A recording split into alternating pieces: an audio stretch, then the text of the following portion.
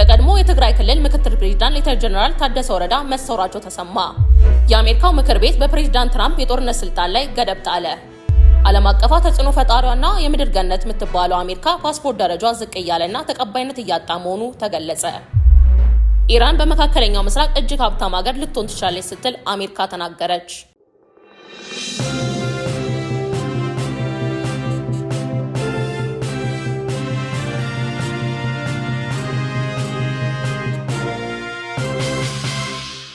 ሰላም ጤና ይስጥልኝ የተከበራችሁ የመረጃ ሊንክ ቤተሰቦች፣ እንደሚከተለው ዝርዝር ትንታኔውን የምናሰማችሁ ይሆናል።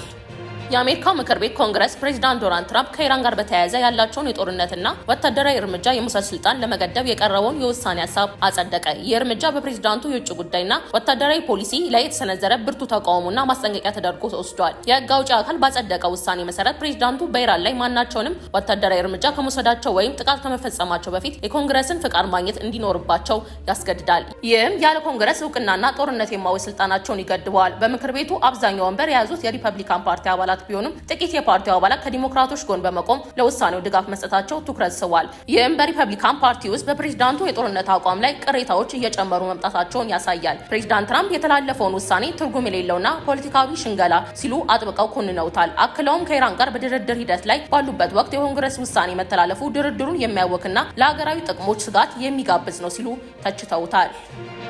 የቀድሞ የትግራይ ክልል ጊዜያዊ አስተዳደር ምክትል ፕሬዝዳንት እና የጸጥታ አካላት ካቢኔ መሪ ሌተር ጀነራል ታደሰ ወረዳ በመቀሌ ከሚገኘው መኖሪያ ቤታቸው መሰወራቸው በክልሉ አዲስ የፖለቲካና የጸጥታ ውጥረት ደቅኗል። እስከ ማክሰኞ ጠዋት ድረስ የጀነራሉ መኖሪያ ቤት በከፍተኛ ጥበቃና በታጠቁ ተሽከርካሪዎች የተከበበ የነበረ ቢሆንም ከማክሰኞ ምሽት ጀምሮ ግን አብሯቸው የነበሩ ጥበቃዎች፣ አጃቢዎችና የቤት ሰራተኞች ከአካባቢው ሙሉ በሙሉ መጥፋታቸው ተረጋግጧል። ጀነራል ታደሰ ወረዳ ከጥቂት ቀናት በፊት በመቀሌ ይገኙ ከነበሩት የአሜሪካው አምባሳደር ኤርቪን ማሲንጋ ጋር እንዳይገናኙ በትግራይ ጸጥታ ቢሮ ተከልክለው እንደነበር የሚታወስ ሲሆን ይህንንም ተከትሎ ቤተሰቦቻቸው ስለ ደህንነታቸው ከፍተኛ ስጋት አድሮባቸው እንደነበር ተገልጿል። ጀነራሉ በፌዴራል መንግስቱ ዳግም በተሾሙ በጥቂት ቀናት ውስጥ በህወሓት ስራ አስፈጻሚ ከኃላፊነታቸው መነሳታቸው ይታወቃል። ከስልጣን ከመነሳታቸው በፊት በሰጡት መግለጫ ጊዜያዊ አስተዳደሩን በኃይል ለመገልበጥ የሚደረገው ማንኛውም ሙከራ ክልሉን ወደ አዲስና አደገኛ ጦርነት ያስገባል ሲሉ አጥብቀው አስጠንቅቀው ነበረ።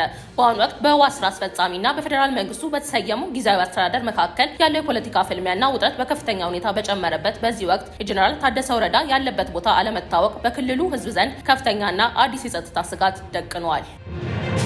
የአሜሪካ ፓስፖርት ላለፉት 20 ዓመታት በዓለም አቀፍ ደረጃ የነበረውን ከፍተኛ ተቀባይነት እያጣና ደረጃውም እየሸረሸረ እንደሚገኝ አዲስ የወጣ መረጃ አመለከተ። በቅርቡ ይፋ በሆነው የ26 የሚሊዮን ፓስፖርት ኢንዴክስ መረጃ መሰረት እንደ አውሮፓውያን አቆጣጠር በ2014 በዓለም አንደኛ ደረጃ ላይ የነበረው የአሜሪካ ፓስፖርት በአሁኑ ወቅት ወደ 10ኛ ደረጃ ዝቅ ብሏል። በአሁኑ ወቅት የአሜሪካ ፓስፖርት ያላቸው ዜጎች ያለ ቪዛ መግባት የሚችሉት ወደ 180 ሀገራት ብቻ ነው። ይህ ቁጥር በሂደት እየጨመረ ቢመጣም እንደ ሲንጋፖር፣ ደቡብ ኮሪያ ካሉ ሀገራት አንጻር ሲታይ ግን የተወዳዳሪነት አቅሙ እያሽቆለቆለ መምጣቱን መረጃ ያመለክታል።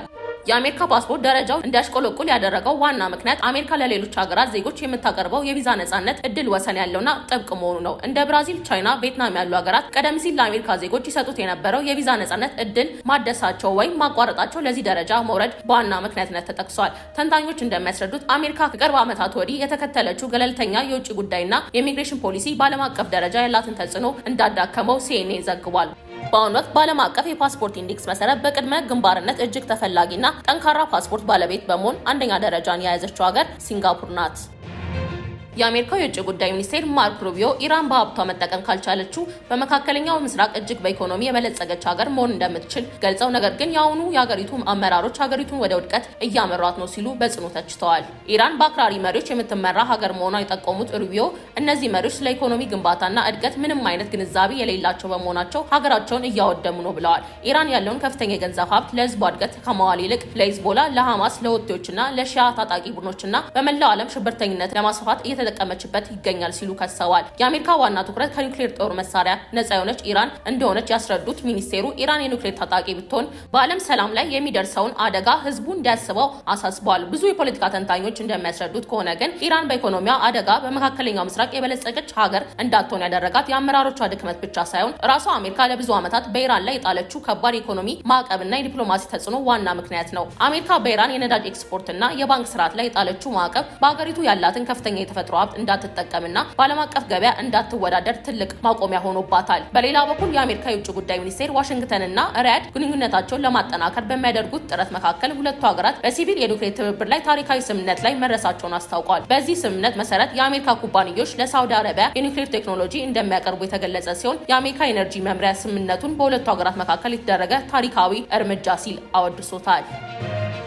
በትግራይ ከተሞች የሚካሄዱ ተከታታይ ህዝባዊ ስብሰባዎች ከፌዴራል መንግስት ጋር ያለውን የፖለቲካ ውጥረት እያባባሱት እንደሆነ ተገለጸ። በቅርቡ በትግራይ ክልል ከተሞች እየተካሄዱ ያሉት ህዝባዊ ስብሰባዎችና የሚሰጡ መግለጫዎች ከፌዴራል መንግስቱ ጋር ያለውን የፖለቲካ ውጥረት አጠናክረው ሁኔታውን ወደ አዲስ ጦርነት ሊገፉት ይችላሉ የሚል ከፍተኛ ስጋት ፈጥሯል። በህወሓት ከፍተኛ አመራሮች የሚመሩት እነዚህ ስብሰባዎች እምቢኝ ለብሔር እልቂት በሚል መሪ ቃል በልዩ ልዩ የክልሉ ከተሞች በዘመቻ መልክ እየተካሄዱ ይገኛሉ። አንዳንድ ታዛቢዎች የህወሓት መግለጫዎች እና ስብሰባዎች ከማዕከላዊ መንግስት ጋር ያለውን ውጥረት ወደ ሌላ ከፍተኛ ደረጃ ያሸጋግሩታል ሲሉ ስጋታቸውን ሲገልጹ፣ ሌሎች ደግሞ ከህዝቡ ጋር የሚደረጉ ውይይቶች አዎንታዊ ውጤት አምጥተው ወደ መፍትሄ ሊመሩ ይችላሉ የሚል ተስፋ አላቸው። በካናዳ ካልጋሪ ዩኒቨርሲቲ መምህር የሆኑት ፕሮፌሰር ጌታቸው አሰፋ ለቢቢሲ በሰጡት አስተያየት ሁኔታዎች በሚያሳዝን መልኩ ወደ ጦርነት እየተቃረቡ እንደሆነ እንደሚሰማቸው ገልጸዋል። ፕሮፌሰሩ አክለው እንደገለጹት የህወሓት መሪዎች በመግለጫዎቻቸው በጂኖሳይድ ስርዓተ ቀብር ላይ የሚሉ ሀረጎችን መጠቀማቸው ቀደም ሲል በነበረበት ጦርነት ልጆቻቸውን ያጡ ቤተሰቦች የቀሩትን ልጆቻቸውንም ቢሆን ለጦርነት እንዲያቀርቡ የሚያሳምንና የሚገፋፋ ይመስላል ብለዋል። በሌላ በኩል ደግሞ ባለፉት ጥቂት ቀናት ውስጥ ማዕከላዊ መንግስት በበኩሉ ከፍተኛ የፕሮፓጋንዳ ዘመቻ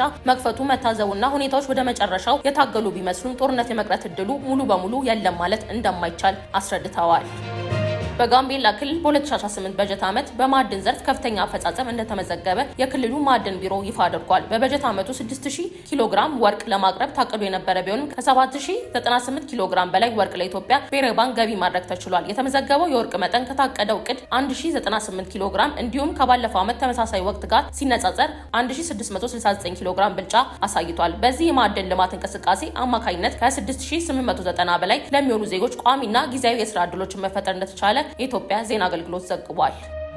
በትግራይ ክልል የጥሬ ገንዘብ እጥረት በመከሰቱ ምክንያት ህብረተሰቡ ለእንግልት መዳረጉ ተገለጸ። በትግራይ ክልል ባጋጠመው ከፍተኛ የጥሬ ገንዘብ እጥረት ምክንያት የማህበረሰቡ ዕለታዊ የኢኮኖሚ እንቅስቃሴና የባንክ አገልግሎት አቀራረብ ላይ ዘርፈ ብዙ ችግሮች መከሰታቸው ተገልጿል። ባንኮች በክልሉ ውስጥ የነበራቸውን ጥሬ ገንዘብ ወደ አዲስ አበባ ማዛወራቸው ለችግሩ መባባስ በዋና ምክንያትነት ተጠቅሷል። በዚህ ምክንያት በክልሉ በሚገኙ የተለያዩ የባንክ ቅርንጫፎች ውስጥ በቂ የጥሬ ገንዘብ ክምችት ባለመኖሩ ደንበኞች በባንክ ሂሳባቸው ውስጥ ያለውን ገንዘብ አውጥተው መጠቀም ባለመቻላቸው ለእንግልት ተዳርገዋል። ይህንን የጥሬ ገንዘብ እጥረት ተንተርሶ በክልሉ መደበኛ ያልሆነ የገንዘብ ዝውውር ተስፋፍቷል። ግለሰቦችና ደላሎች ደንበኞች በባንክ ሂሳብ ዲጂታል ገንዘብ እንዲልኩላቸው ካደረጉ በኋላ የተወሰነ የኮሚሽን ፐርሰንት በመቁረጥ ጥሬ ገንዘብ የመስጠት አሰራር ጀምረዋል። ይህም ማህበረሰቡ የራሱን ገንዘብ ለማግኘት ተጨማሪ ያልተገባ ወጪ እንዲያወጣ አስገድዶታል። የዘርፉ ባለሙያዎች በክልሉ ያለው የገንዘብ ዝውውርና የባንክ አገልግሎት ወደ መደበኛ ሁኔታ እንዲመለስ እንዲሁም የማህበረሰቡ እንግልት እና ያልተገባ ወጪ እንዲቆም የኢትዮጵያ ብሔራዊ ባንክና የሚመለከታቸው የሚኒስቴር መስሪያ ቤቶች አስቸኳይ የጥሬ ገንዘብ አቅርቦትና የመፍትሄ እርምጃዎችን እንዲወስዱ አሳስበዋል።